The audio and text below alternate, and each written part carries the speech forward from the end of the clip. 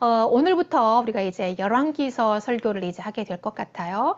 열왕기서는 이스라엘의 왕들의 이야기입니다. 그러니까 열거하다. 왕들의 이야기를 열거하다라는 뜻이 이제 열왕기이거든요.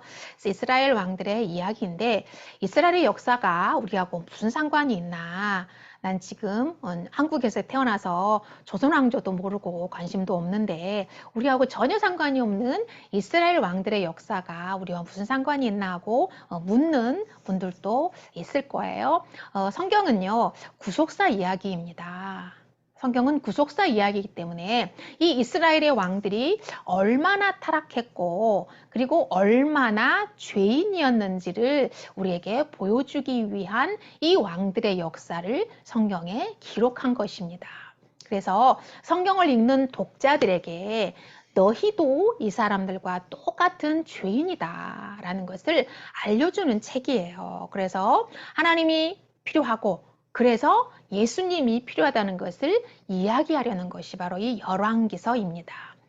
제가 어느 교회에 교육부서에서 사역을 할 때였어요.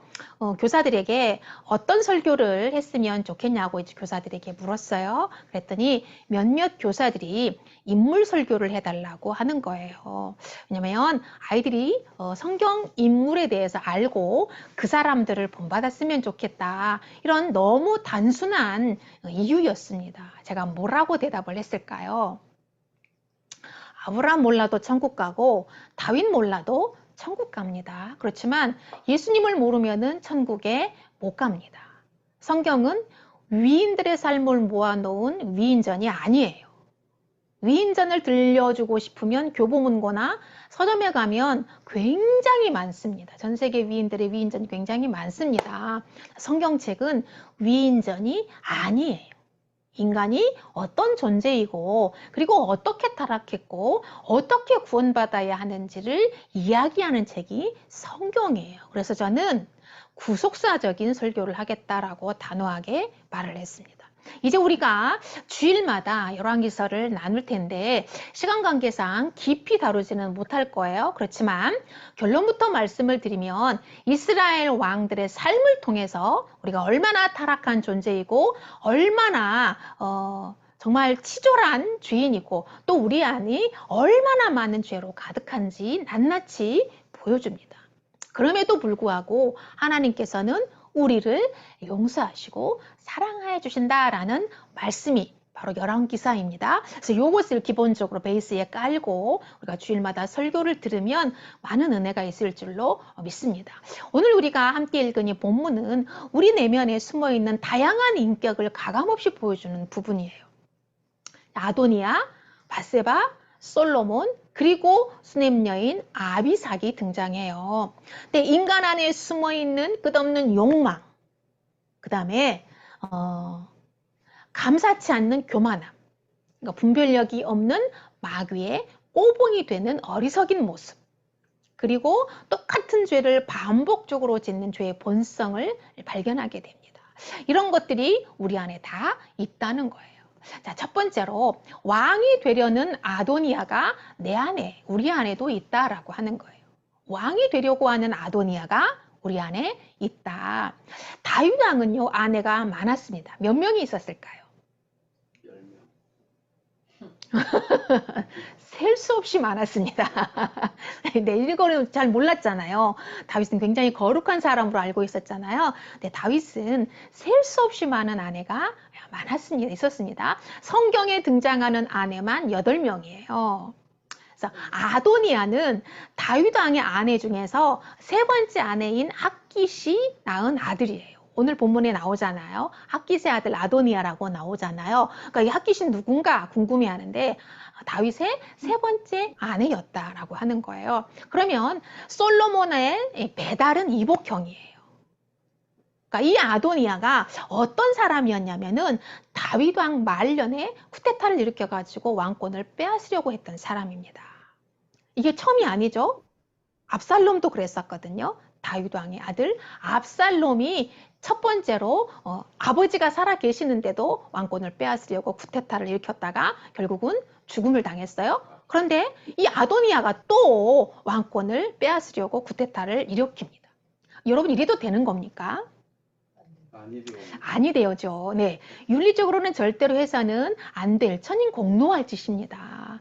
아버지의 권위를 인정하는 아들이라면 도저히 할 수 없는 짓인데 이런 못된 짓을 했다라고 하는 것은 아도니아가 아버지 이 다윗의 왕위를 인정하지 않고 아버지를 사랑하지도 않았다라고 하는 것이고 또 더 나아가서는 정말 이 야망과 권력욕으로 가득 찬 사람이었다라고 하는 거예요. 자기밖에 모르는 개인적이고 이기적인 그런 탐욕으로 정말 가득 찬 그런 사람이었다라고 하는 것을 우리가 알 수 있는 거예요. 천륜도 유리도 윤리도 이성도 없는 이 모든 것들 다 기본적인 인간의 양심이 마비된 사람이었다라는 것을 알 수가 있어요. 그래서 이제 아도니아가 이렇게 반역을 일으켰다라고 하는 보고를 듣고 다윗 왕은 서둘러서 솔로몬의 즉위식을 거행을 하고 왕권을 넘겨줍니다. 자, 여러분 이제 생각해 보세요. 솔로몬이 왕권을 안정을 시키려면 아도니아를 어떻게 해야 될까요? 유배를 보내야죠. 유배를, 아우, 정말 유하시네요. 살려주네요. 또 뭐 이렇게 구테타를 또 일으킬 수 있는데 살려줘요? 유배를 보내요? 죽여. 죽여야죠. 네, 죽여야 됩니다. 처단해야 됩니다. 네, 그는 첫 번째 위험 인물이기 때문에 반드시 죽여야 돼요. 그렇지만 솔로몬은 그의 목숨을 살려줍니다. 네, 우리 이재열 집사님처럼 굉장히 좀 이렇게 유한 마음, 착한 마음이 있어서 살려줍니다. 자, 그렇다면 아도니아는 정치에서 은퇴를 하고 시골에 내려가가지고 상추, 배추, 무 심으면서 그냥 이렇게 초야에 묻혀가지고 조용히 살아야 정상이잖아요. 그렇죠? 그런데 이 아도니아는 권력력을 포기하지 못하고 또 도전합니다. 다윗이 죽기 직전에 다윗의 핫팩 역할을 했던 여인이 바로 수넴 여인 아비삭이었거든요. 아비삭이 무슨 역할을 했다고요? 다윗의 핫팩 역할을 했어요. 네. 여러분, 늙으면 뼈마디가 쑤셔가지고, 그리고 시리다고 하잖아요. 다윗도 늙으니까 뼈마디가 시려가지고 잠을 이룰 수가 없었어요. 1장에 보면 나오거든요. 다윗이 너무 늙어서 잠을 자는데 이불을 덮어도 따뜻하지 않았다. 그러니까 몸이 너무너무 시리고 뼈마디가 쑤셨다라고 하는 거예요. 그러니까 이 신하들이 20대 젊은 처녀를 데려다가 다윗 왕이 잘 때 그 처녀를 안고 자게 하는 거예요. 체온과 체온이 부딪히면 열이 나잖아요. 따뜻하잖아요. 이렇게 했어요. 그런데 이제 정식 후궁은 아니었지만 다윗의 임종을 지킨 유일한 사람이었다는 이야기가 전해져 오고 있습니다. 그런데 아도니아가 바로 이 아비삭하고 결혼하고 싶어서 밧세바에게 도움을 요청을 해요. 여기에는 엄청난 비밀이 숨어 있어요. 이 선왕의 후궁과 결혼을 하면은요, 왕권을 인정받을 수 있는 길이 열리거든요. 그러니까 다시 말하면 아도니아는 아버지의 후궁과 같았던 이 아비삭을 사랑해서 결혼하려고 했던 것이 아니고 그녀와 결혼함으로 다시 왕권에 도전하려고 했다라고 하는 거예요. 여러분 이래도 되는 겁니까 진짜? 솔로몬이 죽을 목숨을 살려줬다면 솔로몬의 왕권에 다시 도전하면은 안 되죠. 그렇잖아요. 양심이 있다면 또 도전하면은 안 되죠. 그런데 아도니아는 또 도전하려고 이런 음모를 꾸몄다라고 하는 거예요. 이것이 바로 인간의 본성, 본색입니다. 인간 안에는 선한 것이 하나도 없어요. 착한 척하고 의로운 척하지만 착하지 않아요. 이런 말 많이 하잖아요. 진짜 착한 사람들 법 없이도 살 수 있는 사람이다라고 말하잖아요. 안 그래요. 인간 본성 자체는 악하기 때문에 착한 사람, 선한 사람, 의로운 사람은 한 명도 없다라고 하는 거예요. 특별히 우리나라는 성리학의 영향을 많이 받아가지고 성선설을 믿는 사람들이 굉장히 많아요. 그러나 성경은 인간은 악하고 모두 죄인이다라고 분명하게 말합니다. 그러므로 우리는 선한 것을 생각할 수도 없고 선한 일을 할 수도 없어요. 아도니아는 모든 인간의 본성을 보여주는 인물이에요. 포기할 줄 모르고 끝없이 왕권에 도전하는 인간의 죄성을 여과 없이 보여주고 있다는 거예요. 우리 안에도 스스로 왕이 되려고 하는 아도니아가 있습니다. 여러분, 이스라엘은요, 하나님이 통치하는 하나님의 나라, 신정국가입니다. 그러니까 세상 나라가 아니라는 거예요. 신정국가라는 거예요. 그러므로 이스라엘의 왕은 하나님을 상징합니다. 그런데 다윗 왕의 왕권을 찬탈하려 했다? 솔로몬 왕의 왕권을 빼앗으려 했다? 이것은 하나님의 왕권에 도전한 짓이에요. 하나님의 왕권에 도전한 사건은 이번이 처음이 아니었어요. 최초에 아담이 하나님의 왕권에 도전했죠. 온 땅의 왕이신 하나님이 계시는데 하나님 몰래 스스로 왕이 되려 했어요. 그 이후 모든 인간은 틈만 나면 하나님의 왕권에 도전했습니다. 근데 왕이신 하나님은 인간들의 이 탐욕을 다 알고 계세요. 모르시는 게 아니거든요. 하나님의 자리를 끊임없이 넘보는 인간의 야망을 다 알고 계십니다. 이미 스스로 왕이 되어가지고 살아가는 인간들을 하나님은 다 알고 계시지만 용서해 주십니다.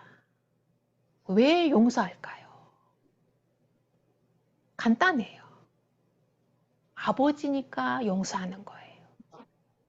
자식이 아무리 미운 짓을 하고 가슴에 대못을 박아도 내 새끼니까 용서하듯이 예수님의 몸을 찢고 망치로 때려 죽인 그 핏값으로, 그 엄청난 핏값으로 산 내 새끼이기 때문에 아무리 미운 짓을 하고 자신이 하나님이 살아 계시는데도 왕권에 도전하고 왕이 되려고 하는 이 못된 인간들을 용서하시고 사랑하시고 또 용서하시고 또 사랑하는 것입니다.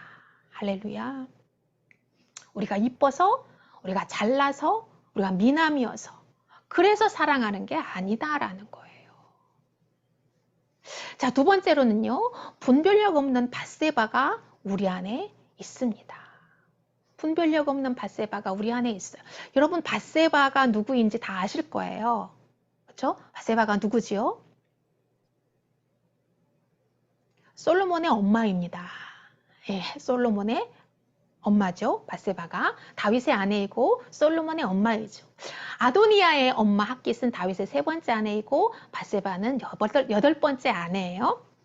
그러니까 밧세바가 아도니아에게는 말하자면 뭐 작은 엄마, 그러니까 우리나라로 치면 작은 엄마 이렇게 부르잖아요. 옛날에 막 이렇게 아내 막 2명, 3명씩 거느리고 살던 분들도 있었잖아요. 그러면 이제 뭐 부르고 싶지는 않아.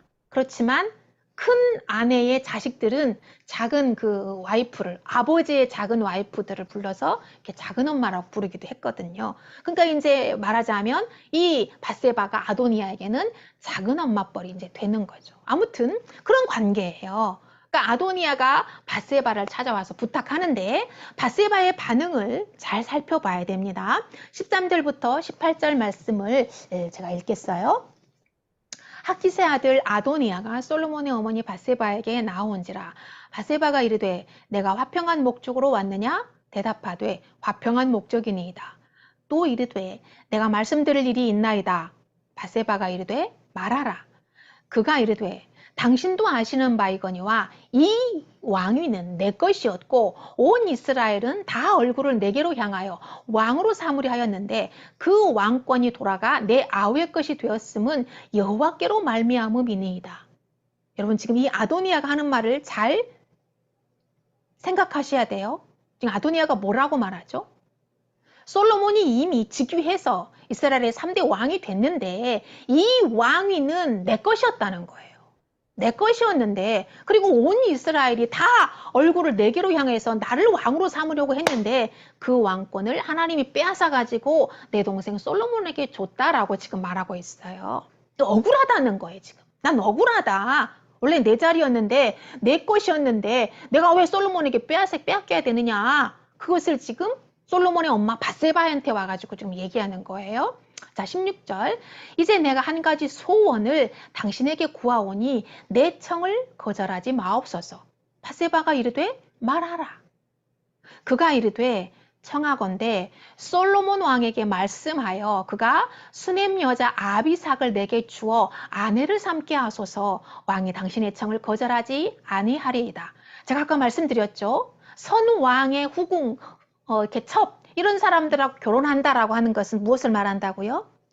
왕권을 인정받을 자격을 획득하는 거라는 거예요. 지금 나 다시 왕이 될 거야. 내가 다시 그 자리를 빼앗을 거야 라는 식의 지금 이야기를 밧세바에게 하고 있는 거예요. 이해가 되시죠? 자, 그런데 밧세바가 18절에 뭐라고 하는지 여러분 한번 같이 읽어보겠습니다. 18절 같이 읽겠습니다. 시작. 밧세바가 이르되 좋다. 내가 너를 위하여 왕께 말하리라. 여러분 지금 행간의 분위기 파악이 되셨습니까? 두 사람의 대화가 지금 정상적인 대화입니까? 여러분 아도니아가 지금 뭐라고 말했다고요? 이 왕위는 내 것이었다. 내 거였다. 근데 하나님이 나한테 빼앗아가지고 솔로몬에게 줬다. 그러니까 아도니아는 지금 왕권을 포기하지 않았다라고 하는 거예요. 절대 포기할 수 없다라고 하는 거예요. 그런데 솔로몬 왕의 엄마인 밧세바를 찾아와서 자기의 야심을 말하고 있는 거예요. 이래도 되는 건가요? 뭘 의미하는 걸까요? 사생결단 도전. 사생결단 도전. 네. 밧세바를 무시하고 있다는 거예요. 더 정확하게 말하면 밧세바는 상황 파악이 안 되는 분별력이 없는 사람이라는 것을 간교하고 교활한 아도니아가 간파하고 있었다라고 하는 거예요. 만약에 밧세바가 똑똑하고 명석한 엄마였다. 사리 분별이 명확하고 똑똑하고 엄한 그런 엄마였다면 감히 어떻게 밧세바를 찾아와 가지고 이런 말을 할 수 있어요. 여러분이라면 밧세바를 찾아가 가지고 이런 말을 할 수 있겠어요? 못하죠. 사람이라면 이런 말을 못합니다. 그런데 이 아도니아는 밧세바를 사람으로 보지 않았다라는 거예요. 인간으로 보지 않았다라는 겁니다. 밧세바가 어리숙하고 맹한 엄마였다는 결론이에요. 그래서 이 간교한 아도니아가 밧세바를 이용하려 한 겁니다. 그런데 밧세바의 반응을 보십시오. 아도니아의 말을 듣고 밧세바가 뭐라고 해요? 그래 아도니아야. 내가 너를 위해서 내 아들한테 말해줄게. 이런 바보 같은 엄마가 어딨어요. 그렇죠? 밧세바의 이 반응이 정상입니까, 여러분? 뭘 잘못 먹어도 한참 잘 먹은 거죠. 이 아줌마 정말 자기가 누구의 엄마인지 잊어버린 것 같아요. 정말 정신줄 완전히 나가고 개념이 없는 엄마죠. 여러분, 이 아줌마의 정신 좀 찾아주시기를 바랍니다. 여러분, 아도니아는 이 밧세바의 분별력 없음, 그리고 솔로몬의 극질한 효심을 이용해가지고 왕위를 빼앗으려고 한 거예요. 밧세바는 이것도 모르고 아도니아가 어머니 하면서 그냥 알랑방구 끼고 막 사갑게 구니까 이게 넘어가 버린 거죠. 아도니아는 뱀처럼 간교한 사람이었습니다. 분별력이 없는 밧세바가 아도니아와 공조를 해가지고 하나님의 나라를 무너뜨리려고 한 것입니다. 우리 안에도 분별력 없는 밧세바가 있습니다. 여러분, 마귀는요, 나의 장점을 이용할까요? 단점을 이용할까요? 하나님은요, 나의 단점과 약점도 덮어주시고 그것을 개발시켜서 장점으로 만들어서 사용하십니다. 그렇지만 마귀는 하나님과 반대예요. 마귀에게는 우리의 단점과 약점을 개발시켜가지고 장점으로 만들어 사용할 능력이 없어요. 그러니까 우리의 약점, 그죠? 우리의 장점만 이용을 하는 거예요. 우리의 장점을 이용하는 거예요. 밧세바는 심성이 여리고 그리고 착했어요. 인간적인 면으로 보면 이것이 장점이지만 영적으로 보면 굉장히 치명적인 약점입니다. 그리고 아들 바라기였어요. 하나님을 바라봐야 되는데 오직 주님 바라기, 하나님 바라기가 돼야 되는데 영적으로 분별력이 없어진 거죠. 인간을 의지하면 영이 둔해져 가지고 분별력이 없어서 상황 판단이 안 됩니다. 우리 안에도 밧세바와 같은 바보 같은 면이 있다라고 하는 거예요. 여러분, 이삭의 쌍둥이 아들 에서와 야곱이 있습니다. 에서는 사냥한답시고 맨날 밖으로 싸돌아다니면서 기도하지 않았어요. 근데 어느 날 하루 종일 밖에서 사냥하다가 너무 배가 고파가지고 집으로 헐레벌떡 들어왔는데 야곱이 팥죽을 끓여 놓은 거예요. 그래서 팥죽을 먹으려고 이제 덤벼들었어요. 그때 야곱이 이렇게 말합니다. 이 팥죽은 내 거야. 형이 이 팥죽을 먹고 싶으면 형의 장자권을 나한테 팔고 이 팥죽을 먹어라 라고 말을 합니다. 그러니까 이게 그냥 백가죽이 등에 붙을 정도로 너무너무 배가 고팠던 이 에서는 상황 판단이 흐려져 가지고 알았어 내 장자권을 내가 너한테 줄게 네가 가져 이렇게 말하고 팥죽 한 그릇에 장자권을 팔아버리고 말았습니다. 여러분, 우리 안에도 에서와 같은 어리석음이 있다라고 하는 거예요. 하나님이 주신 복을 귀한 줄 모르고 헌신짝처럼 이렇게 여기는 무지함이 우리 안에도 있다는 거죠. 똑똑해 보이고 정말 명석해 보이지만 분별력이 없어가지고 이용당하고 또 마귀에게 탈탈 털리는 연약함이 우리 안에도 있다라고 하는 거예요. 약한 사람과 마귀에게 또 이용당하지 않으려면, 악한 사람하고 마귀에게 이용당하지 않으려면 영적 분별력이 있어야 되는 거예요. 인간관계가 끊어질까봐, 사업에 불이익을 당할까봐 끌려다니지 마십시오. 단호하게 끊고 공조하지 마십시오. 마귀의 꼬봉이 되지 마십시오. 여러분, 마귀는요, 우리보다 훨씬 영리합니다. 간교하고 교활한 마귀에게 넘어가지 않으려면 우리가 다른 거 없어요. 영적으로 깨어있는 것밖에는 다른 방법이 없습니다. 그래서 바빠도 시간을 내서 말씀을 읽고 묵상하고 기도하고 그리고 하나님과 보내는 시간을 자주 만들어야 되는 거예요. 그래야 영이 활발하게 움직여서 악한 사람들의 간교에 넘어가지 않는 분별력이 생기는 거예요. 여러분 꼭 이렇게 분별력이 생길 수 있도록 말씀과 가까이 하고 묵상하고 기도하고 하나님과 보내는 시간을 자주자주 만들어내시기를 바랍니다. 자, 그 다음에 세 번째는요. 똑같은 죄를 반복하는 다윗이 내 안에도 있다는 거예요. 열왕기서를 시작하자마자 등장하는 사람이 있는데 바로 아비삭이에요. 이 열왕기상 1장 1절부터 4절을 제가 읽어드릴게요. 다윗 왕이 나이가 많아 늙으니 이불을 덮어도 따뜻하지 아니한지라. 그의 시종들이 왕께 아뢰되 우리 주 왕을 위하여 젊은 처녀 하나를 구하여 그로 왕을 받들어 모시게 하고 왕의 품어 누워 우리 주 왕으로 따뜻하시게 하리이다 하고 이스라엘 사방 영토 내에 아리따운 처녀를 구하던 중 수냄 여자 아비삭을 얻어 왕께 데려왔으니 이 처녀는 심히 아름다워 그가 왕을 받들어 시중 들었으나 왕이 잠자리는 같이 하지 아니하였더라.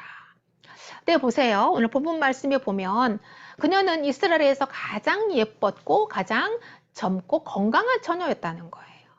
그러니까 한 10대 중반에서 한 16, 7 정도 됐을 것 같아요. 가장 예쁘고 젊고 건강한 처녀였다고 하니까. 그런데 다윗의 몸을 따뜻하게 데워주는 핫팩 역할을 할 뿐이었어요.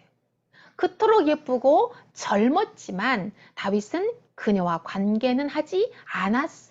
뭘 말하냐면 그만큼 노쇠해서 힘이 없었다라는 증거예요. 그러니까 죽을 날이 며칠 안 남았다라고 하는 거죠. 오늘 내일 하는 그런 상황이었다라는 것을 의미합니다. 근데 아비삭은 다윗의 소모품에 불과했다라는 것을 알 수가 있죠. 그리고 이제 2장으로 넘어왔어요. 2장으로 넘어오면 이 아비삭이 또 등장해요. 오늘 본문에 등장했잖아요. 아도니아가 아비삭하고 결혼하고 싶어 했는데 당사자인 이 아비삭의 의사는 전혀 묻지도 않고 일방적으로 결정해요. 이름은 여러 번 나오는데 그녀가 그 현장에 존재하고 있으면 분명한데 그녀의 말은 한마디도 안 나와요. 있으나 없는 것 같은 투명 인간처럼 나와요. 그런데 아비삭을 등장시키는 이유가 뭘까요? 성경은 구속사다라고 제가 인트로 때 말씀드렸잖아요. 성경은 구속사에 꼭 필요한 인물만 등장시킵니다. 예수님은요, 내 말을 다 기록하려면 이 세상도 부족하다라고 말씀했어요. 맞습니다. 4000년 구약의 역사, 그리고 예수님이 오신 이후, 그리고 사도들의 행적을 다 책으로 기록하려면 정말 이 세상도 부족해요.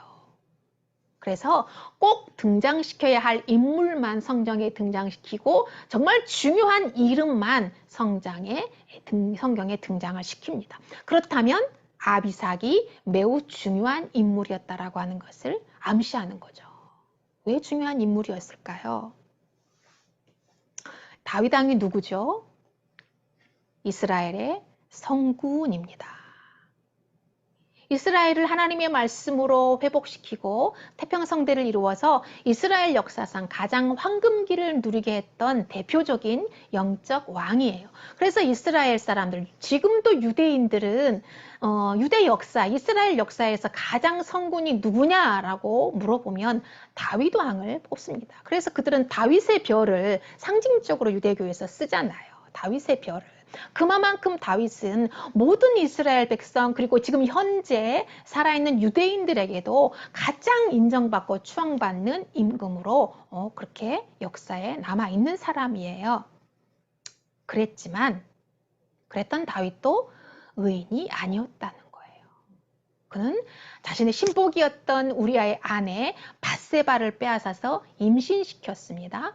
그 죄를 은폐하기 위해서 우리아를 전쟁터에 내보내서 죽이라고 살인교사를 합니다. 그래서 우리아가 전쟁터에 나가서 칼에 맞아 죽었어요. 그리고 밧세바는 지금 임신한 상태예요. 이 죄를 솔로몬과 다윗과 밧세바 두 사람만 압니다. 1년 동안 이것을 숨기고 있었어요. 다윗은. 그런데 나단 선지자가 다윗을 찾아와서 그 죄를 지적합니다. 다윗은 즉시 회개했어요. 즉시 회개했습니다. 자, 여러분 회개하면 똑같은 죄를 또 지어야 될까요? 짓지 말아야 될까요? 짓지 말아야 됩니다. 회개라고 하는 것은 다시는 그 똑같은 죄를 짓지 않겠다라고 하는 의미가 회개거든요. 그런데 다윗이 말년에 똑같은 죄를 또 짓습니다. 땅에서 가장 예쁘고 젊은 처녀를 자신의 것으로 취하고 안고 잤다는 거예요. 다윗이 죽으면 아비삭은 평생 과부로 살아야 돼요. 그런데도 자신의 욕심을 채우기 위해서 그 파릇파릇한 인생, 아직 피어나기 직전인 그 예쁘고 아름다운 그 인생을 빼앗습니다. 이것이 다윗의 본성이다라고 하는 거예요. 다윗처럼 똑같은 죄를 반복하는 죄성이 우리 안에도 가득합니다. 그럼에도 하나님은 다윗이 마음에 쏙 든다고 사랑하셨어요. 다윗의 의를 보고 사랑하는 것이 아니라는 거죠. 그 안에 있는 예수 그리스도를 보고 사랑해 주신 것입니다. 우리는 똑같은 죄를 반복해서 짓고 불순종하지만 하나님은 우리를 사랑해 주십니다. 예수님을 믿는다는 것, 그것 때문에 우리가 하나님의 사랑을 받는 것입니다. 예수님을 믿는 것도 우리의 의지로 한 것이 아니에요. 하나님께서 예수님을 믿을 수 있는 하나님의 영, 그 영을 우리 속에 보내주셨기 때문에 우리가 예수님을 믿게 된 것입니다. 그러므로 우리는 하나님 앞과 사람 앞에서 자랑할 것이 아무것도 없다는 것.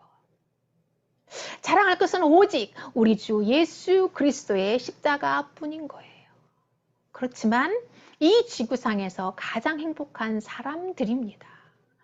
여러분, 내 속에는 내가 너무 많습니다. 이 말은 내 속에는 죄가 너무 많다는 뜻입니다.